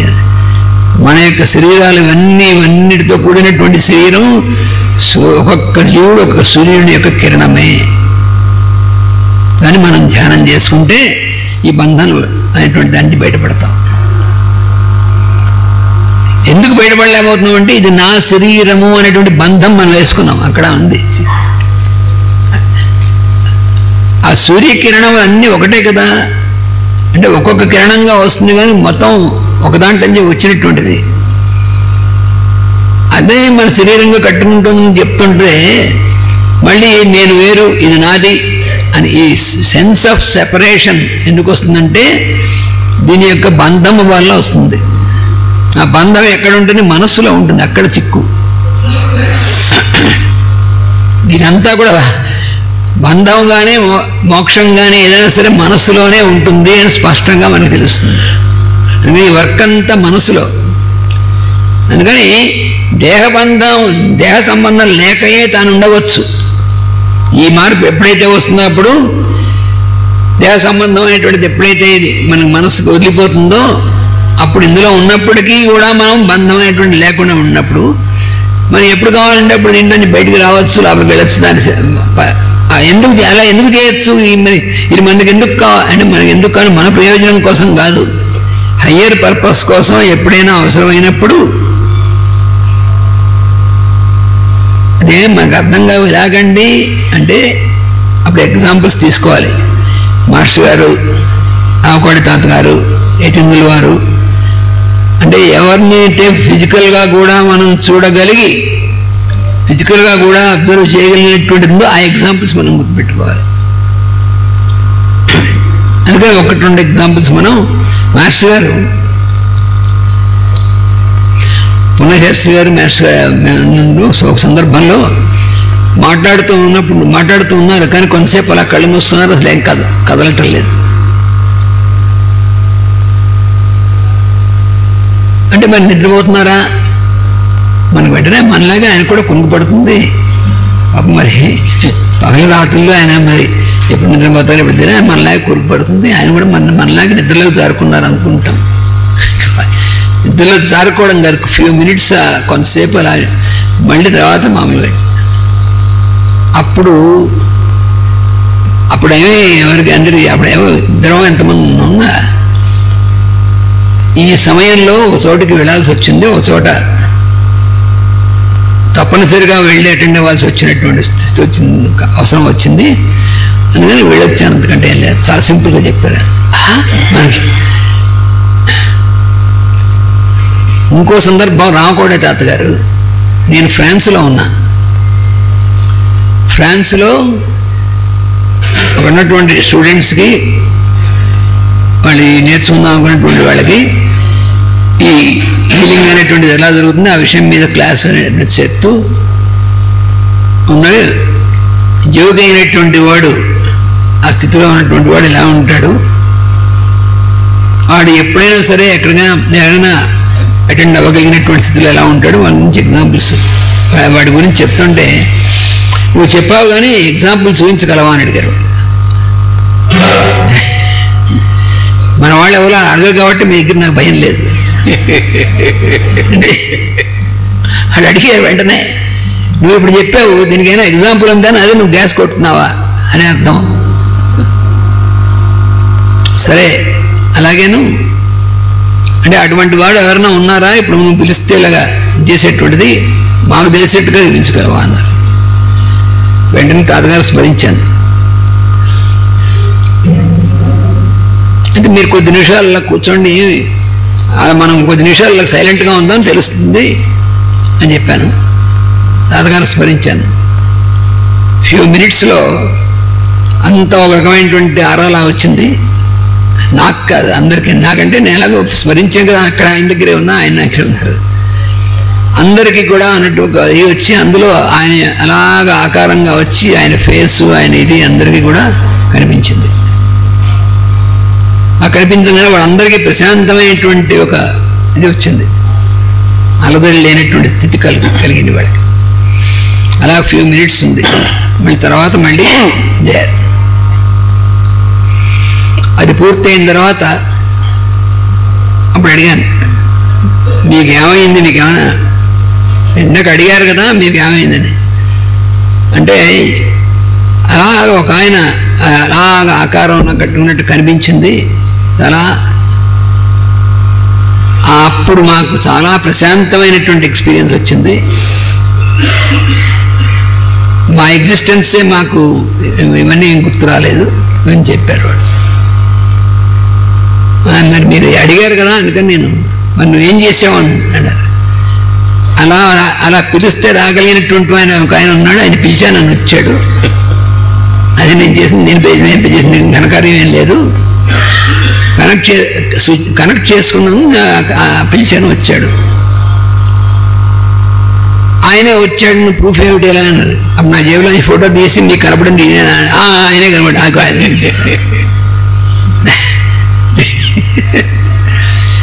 సరే ఇది బాగానే ఉంది. నేను తిరిగి వచ్చిన తర్వాత కాకినాడ వెళ్ళాను. ఇది జరిగింది ఎక్కడ, అప్పుడు తాతగారు ఎక్కడున్నారు అంటే కాకినాడలో ప్రసాదరావు గారిని వాళ్ళతో ఉన్నారు. అక్కడ మనం కలిసి ధ్యానం చేసేవామని అందరికీ తాతగారు విభూతి పెట్టేవారు. అక్కడ ఉన్నారు. నేను నా దగ్గర డైరీలో నోట్ చేసుకుంది, ఆ రోజు ఇన్ని గంటలకి దీనికి ఫ్రాన్స్లో ఇలా ఉన్నప్పుడు ఇది జరిగింది. అక్కడ ఏం జరిగింది అంటే ఆ ప్రసాదరావు గారి తర్వాత నేను చెప్పేటప్పుడు వాడిని అడిగా, ఏమంటే ఇక్కడ ఒక తమాషా జరిగింది తాతగారు చెప్పారు, అక్కడ మీకు ఏం జరిగింది ఆయన నన్ను అడిగాడు. తాతగారు తెలుసు, నాకు తెలుసు ఈ సంగతి, దానికి తెలుసు, ఆయనకి ఇలాగ తెలుసు. అప్పుడు ఏంటంటే ఇలా తాతగారు ఓ రోజు ఉన్నట్టుండి బాబుగారు నన్ను పిలుస్తున్నారు, మీరు నన్ను కాసేపు డిస్టర్బ్ చేయకండి అని చెప్పి ఆయన కళ్ళు మూసుకుని అలా కళ్ళకుండా కూర్చున్నాడు. ఆయన బాబుగారు పిలవడం ఏమిటి, ఈయన ఇలా కూర్చోండి, నిద్ర వస్తుంది నిద్రపడితే చెప్పచ్చు, లేకపోతే దేనికనే బాబుగారు పిలుస్తున్నారు అన్నట్టుగా ఉంటుంది అక్కడ. మళ్ళీ కొంతసేపు అయిన తర్వాత వచ్చేసి బాబుగారు పిలిచారు, ఆయన దగ్గరికి వెళ్ళొచ్చు అని చెప్పారు. ఇది నిజమా, మీకేం జరిగిందని అప్పుడు నన్ను అడిగారు.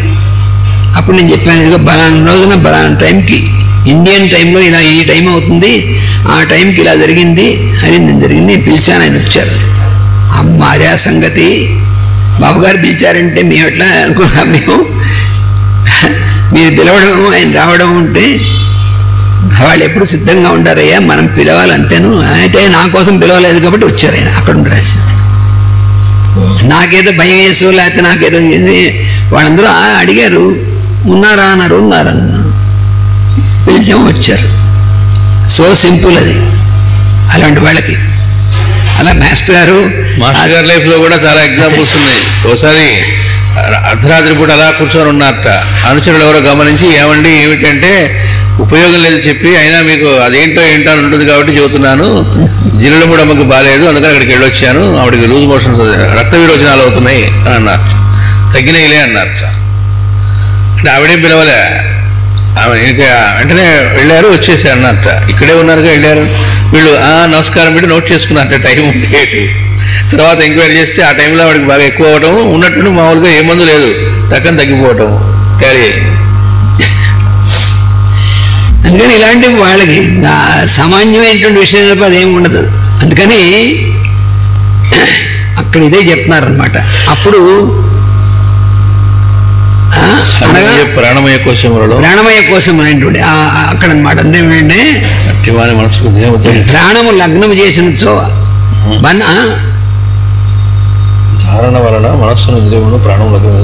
మనస్సును ఇంద్రియములను ప్రాణమును లగ్నం చేసినచో మరణంతో సంబంధం లేకుండా దేహమును విడవచ్చును. అనగా దేహ సంబంధం లేకయే తానుండవచ్చు. అప్పుడు తాను దేహమునందు ఉండుటకు బదులు తన యందు దేహముండును, ఉన్నంతకాలం ఉండి రాలిపోవును. ఎప్పుడు దాకా ఉండాలో, ఎప్పుడు దాకా పర్పస్ ఉందో అప్పుడు ఉంటుంది. పర్పస్ అయిన తర్వాత దేహం ఉర్వారుకమివ బంధనాన్ మృత్యోర్ముక్షీయమామృత ఆత్మను ద్రౌతమే దాని అర్థం అనమాట. ఇది ఎలా అయితే ఆ దోసపండు బాగా పండిన తొడిమ నుంచి విడిపోయి కిందకి రాలిపోతుందో, అలాగా అయిపోయిన తర్వాత పర్పస్ మన శరీరం డ్రాప్ అవుతుంది. He dropped his body was dropped, he dropped కూడా కాదు, అలాగే మన శరీరం డ్రాప్ అవుతుంది అంతే. అది ఆ స్థితి. అప్పుడునో తానుండునో తాను ఎప్పుడు ఉంటాడు, శరీరంలో ఉన్నప్పుడు ఎలా ఉన్నాడు, శరీరం వదిలేసిన తర్వాత కూడా అలాగే ఉంటాడు. ఇట్లు దేహబంధము విడవదలచిన వాడు సాధింపవలసిన మార్గం ఇచ్చట వర్ణింపబడినది. ఇంతకీ ఏమిటంటే ఇక్కడ వర్ణింపబడిన మార్గం ఎవరికి అంటే దేహబంధం విడవదలచిన వారికి, దేహ సంబంధాన్ని విడవదలచిన వారికి. అయితే నేను ఇప్పుడే విడవదలచాను, కానీ నీకు సంగతి కాదు. దేహ సంబంధం నీకు విడుదల, దేహంతో సంబంధం అనేటువంటి నేను లేకుండా నువ్వు ఫ్రీగా ఉండాలి అనుకుంటే ప్రొసీజర్ ఇది. అంతేగాని ప్రతివాడిని పిలిచి నువ్వు ఇలా చేయండి అని చెప్పలేవు. అక్కడ లేనిచో ఏమవుతుంది, అయితే లేకపోతే ఏమవుతుందంటే కోరి దేహమును విడవలసిన ఆవశ్యకత యోగికి ఎందులకు? యోగి అయినటువంటి వాడికి దాని పర్పస్ అయిపోయిన తర్వాత ఆటోమేటిక్గా వెళ్ళిపోతుంది తప్ప ఈ లోపల ఇంకెందుకు నేను బతకడం అని డిప్రెషన్స్ ఏమి ఉండవు. యోగికి ఇంప్రెషన్ ఏమి ఉండదు కాబట్టి డిప్రెషన్ అసలు ఉండదు. అందుకని అంటే అప్పుడు చెప్పారు ఆత్మహత్య మహాపాపము కదా. అంటే విడవాల్సిన సమయం అనేటువంటిది ఎవరు నిర్ణయిస్తారు? అది మాత్రం మనం ఎవరు నిర్ణయించేది కాదు.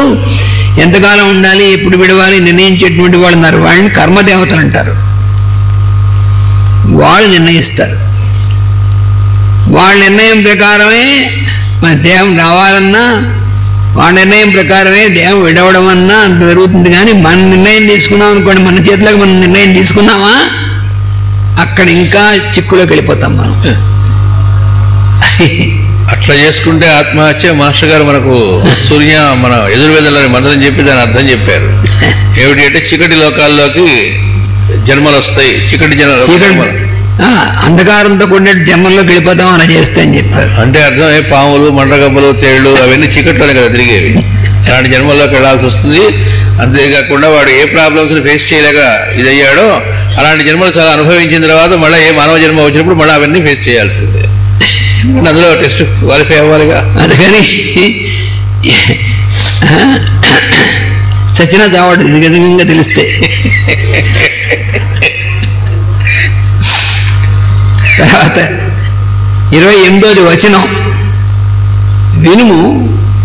పరమాత్మ అయిన బ్రహ్మంబునందు కాల దేశ సత్వ రజస్తమో గుణ అహంకార మహత్తత్వ ప్రధానంబులకు ప్రభుత్వంబు లేదు. కావునం పరమాత్మ వ్యతిరిక్తంబు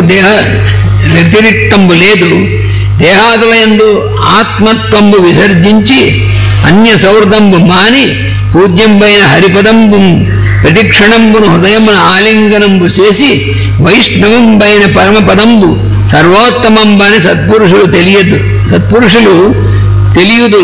ఈ విధంబున విజ్ఞాన దృగ్వీర్య జ్వలనంబున నిర్దగ్ధ విషయవాసనుండై క్రమంబున నిరపేక్షత్వంబున. దీనికి మనం తాత్పర్యం చూద్దాం.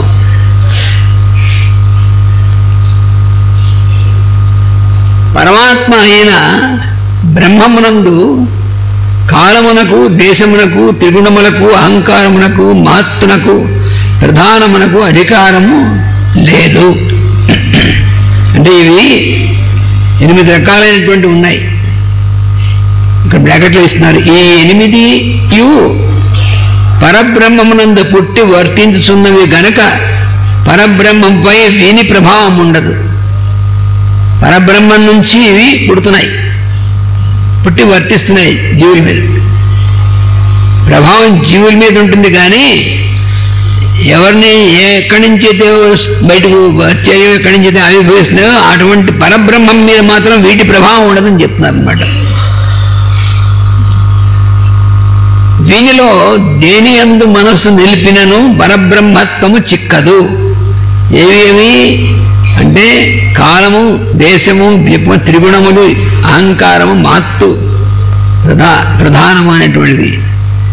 వీటిలో దేని యందు ఈ దేహము మొదలగు భావమునందు తానను బుద్ధి తగదు. అందుకని దేహమే నేను అని అనుకోవడం అనేటువంటిది అక్కడ ముందు మనకి దేహమే నేను అనేటువంటిది పోవాలి. ఇక్కడ మళ్ళీ ఇచ్చారు, దేహము తాను అనుకున్న రాదు.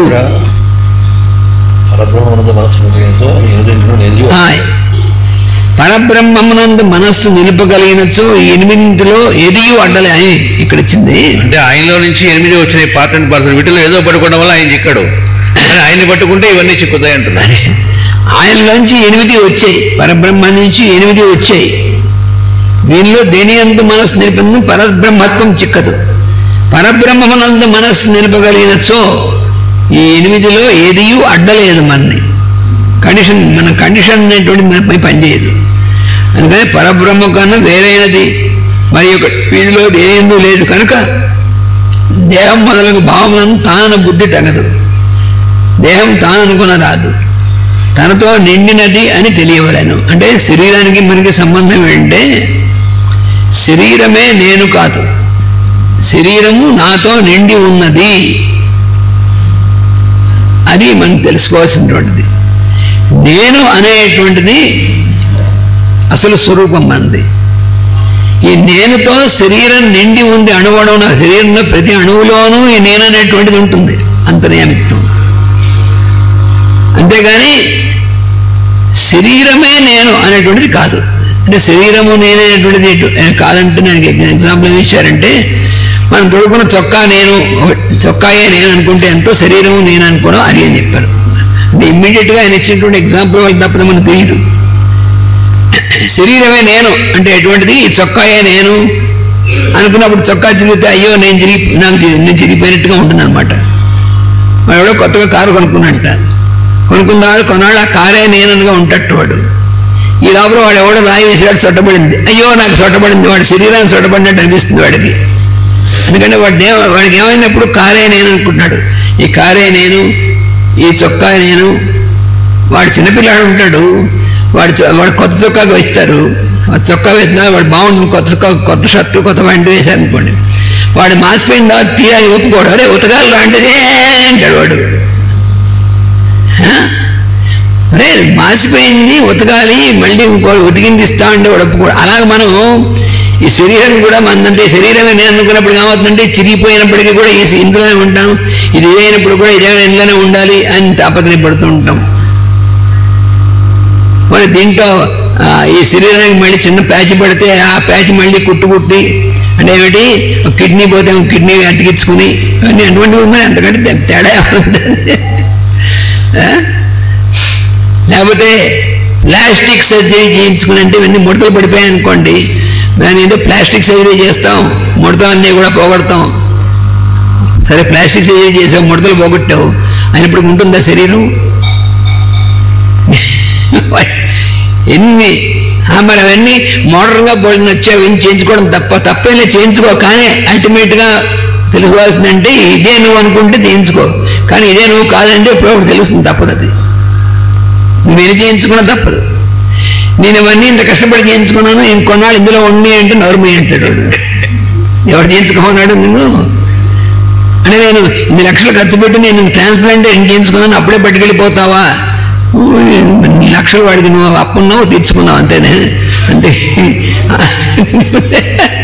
ఇంకో సింపుల్ ఎగ్జాంపుల్ ఏంటంటే, ఒక నిద్రపోతున్నాడు అనుకోండి, వాడితో మనం మాట్లాడతామా? మంచి నిద్రలో ఉన్న వాడితో అంటే దేహంతో కాదు మనం మాట్లాడుతోంది. మాట్లాడేటప్పుడు కూడా మేలుకున్నప్పుడు కూడా ఆ దేహం ఎవరి యందు ఉన్నదో అతనితో మనం మాట్లాడుతున్నాం. దానికి ప్రూఫ్ ఏదైనా నిద్రపోతున్నప్పుడు ఏంటంటే వాడితో ఎందుకు మాట్లాడతాం? అప్పుడు వాళ్ళు లేడు, దేహం మాత్రమే ఉంది. తనతో నిండి ఉన్నది అని తెలియవలను, తన యందు దేహం అనబడు ఆకారం ఉన్నది అని తెలియవలను. అసలు రహస్యం అది. శరీరం అనేటువంటి ఆకారం అనేటువంటిది ఏదైతే ఉందో అది మన యందు కాసేపు ఆకారం నిలువబడింది. మనం అనేటువంటిది అసలు మన ఎగ్జిస్టెన్స్, నేను అనేటువంటిది. దాని యందు కాసేపు ఆకారం అనేది నిలబడితే అది మన శరీరం ఉంటున్నాం. అది కాసేపు అయిన తర్వాత ఆకారం మళ్ళీ మన రిసాల్వ్ అయిపోతుంది. అదే నేను అనుకుంటే అందుకు బాధపడేది. తనకన్నా ఇతరమైన భావంతో పొత్తు నిలపరాదు. అంటే ఏమిటి, ఇతరం అనేటువంటి ఇది ఆ వేరుగా ఉన్నటువంటి దానితో పొత్తు అంటే ఏమిటి, అటాచ్మెంట్. తన యందు నిండి ఉన్నది పూజ్యమైన హరిపదం అని హృదయం తలచుచూ పూర్తిగా నింపవలెను.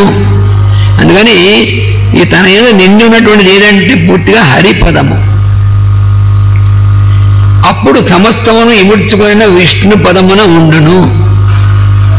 అప్పుడు మన ప్రజ్ఞ అనేటువంటిది అక్కడ ఉంటుంది. కాబట్టి ఇవన్నీ కూడా ఉండవానికి సజ్జనులు ఈ విజ్ఞానమునందు ఉండి దాని శక్తిమంతమైన తేజస్సునందు ఇంద్రియార్థముల సంస్కారములను దహింపచేయుదురు అని చేసేటువంటిది. వీళ్ళు ఏం చేస్తారంటే ఈ విజ్ఞానమునందు ఉంటారు. వాళ్ళు ఉండి ఆ విజ్ఞానం ఉండి ఏమిటి తేజస్సుది, ఒక వెలుగు అనమాట. అది దాని యందు ఇంద్రియార్థముల సంస్కారములు, ఇంద్రియార్థాలను దహించడం కాదు, ఇంద్రియార్థముల సంస్కారం అనేటువంటి దాని యందు మనకున్నటువంటి అటాచ్మెంట్ భావాలు ఏవైతే ఉన్నాయో వాటిని దహించి వేస్తారు.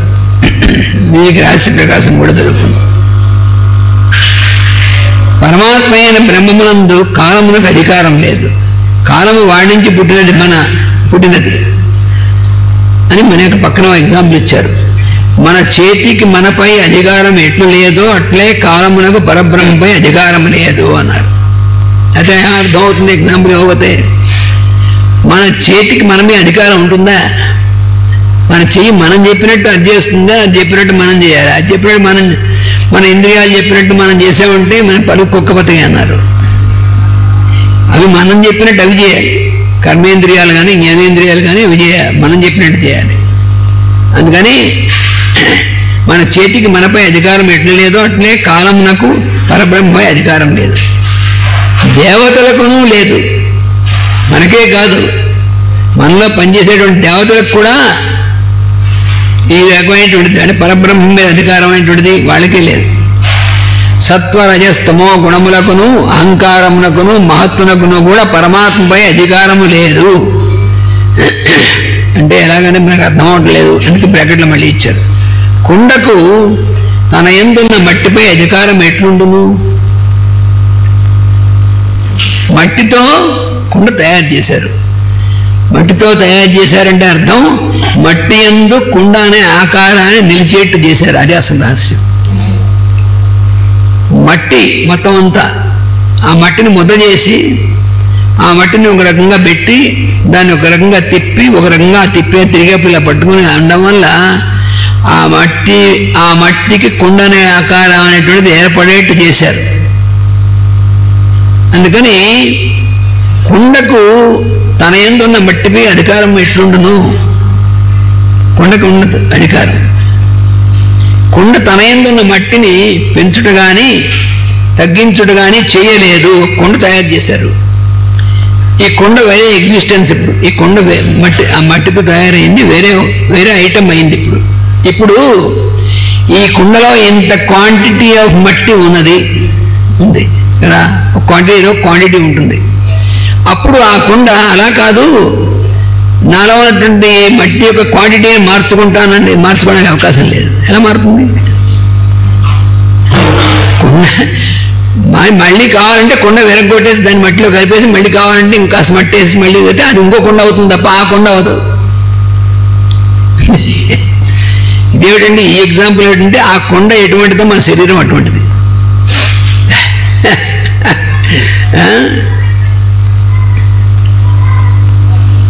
పరమాత్మ కన్నా అంటే ఇట్లు ఇదేంటే ఇక్కడ తగ్గించడం కానీ వస్త్రము ఇంకో ఎగ్జాంపుల్ ఇచ్చారు. వస్త్రము తన యందు పట్టిని విడదీయలేదు. ఇట్లే దేవతాదులు తమ యందు అంతర్యామిగా ఉన్న పరమాత్మను ఏమీ చేయలేరు. ఇక్కడ వాళ్ళలో కూడా అంతర్యామి ఉన్నటువంటిది ఆ పరమాత్మే కదా, బ్రహ్మ. పరమాత్మ కన్నా వేరైనది ఏదీ లేదు. సత్పురుషులైన మహాత్ములు దేహాదులను ఆత్మగా నమ్మరు. దేహము ఇంద్రియాలు వీటిని ఇవి తాను నమ్మరు. తానంటే ఇవి తన యందు ఊరికే ఆరోపింపబడినవి చేయబడినవి తప్ప ఇదే నేననేటువంటిది ఐడెంటిఫై అయిపోరు.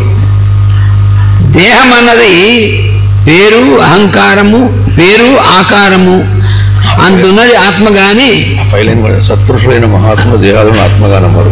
సత్పురుషులైన మహాత్ములు దేహాదులను ఆత్మగా నమ్మరు. దేహం అన్నది పేరు ఆకారము అందున్నది ఆత్మ. కానీ దేహముగా గుర్తింపబడినది ఆత్మ కాదు, చూచువాడి దృష్టి. సకల సజ్జనులు అంతర్యామి తప్ప మరి ఒకటి ఉన్నదని నమ్మరు. కనుక సజ్జనులు కనుక సజ్జనులు ఏంటంటే అంతర్యామి తప్ప మరొకటి ఉందని నమ్మరు. మరి ఒకటి అను అభిప్రాయంతో వారికి పొత్తు కలియదు. పరమాత్మను స్మరింపజేయు హరిపదం ఒక్కటే వారికి పూజనీయము. అది అంటే హరిపదం, ఇదంతా కూడా మొత్తం సృష్టి అంతా కూడా హరిపదము అనబడుతుంది.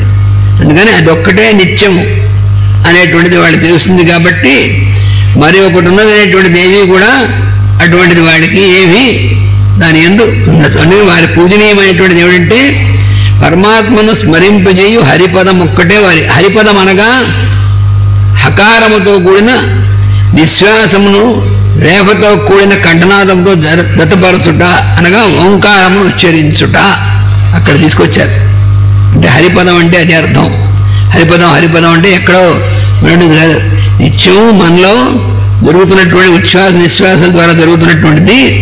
దాని యందు మన యొక్క జోడించినట్లయితే అప్పుడు ఓంకారం మనం ఉచ్చరించడం జరుగుతుంది, దాన్ని వింటూ. అందుకని ప్రతిక్షణమును వారు దాన్నే హృదయమును ఆలింగనము చేసుకొందురు. వారికి జీవితం అంతయు ఇష్టమయమే. అట్టి అనుభూతియే సమస్తమునందు ఉత్తమమని వారికి తెలియదు. ఈ విజ్ఞానమే వీరికి దృష్టిగా పనిచేయను. ఇది చాలా శక్తిమంతమై పూర్వము గల విషయ వాసనను మిగలకుండా దగ్ధము చేయును. ఈ ఓంకారం అనేటువంటిది నిరంతరం మన లోపల దాని యందు మన మనసు నిలిపి దాన్ని మనం వింటూ ఉండి మనం చేస్తూ ఉన్నట్టయితే క్రమంగా ఈ స్థితికి అనేటువంటిది మన దారి తీస్తుంది. అప్పుడంతా విష్ణుమయ జీవితం అంతా కూడా నిరంతరం ప్రతిక్షణం విష్ణుమయం అవుతుంది. అటువంటి అనుభూతి అనేటువంటిది అన్నిటికంటే ఉత్తమమైనటువంటిది అని వాళ్ళకి తెలుస్తుంది. దీని విజ్ఞానం అనేటువంటి దృష్టిగా పనిచేస్తుంది. దీనివల్ల పూర్వ వాసనలు విషయ వాసనలు దగ్ధమైపోతాయి. అటుపైన వారికి దేని యందు కోరిక ఉండదు. అన్నిటి యందు వాళ్ళు ఉంటారు, కానీ కోరిక మాత్రం దేని యందు ఉండదు. ఈ స్థితిలో చే యోగాభ్యాసమే ఫలవంతము. అది ఇచ్చినటువంటిది. వాసుదేవ.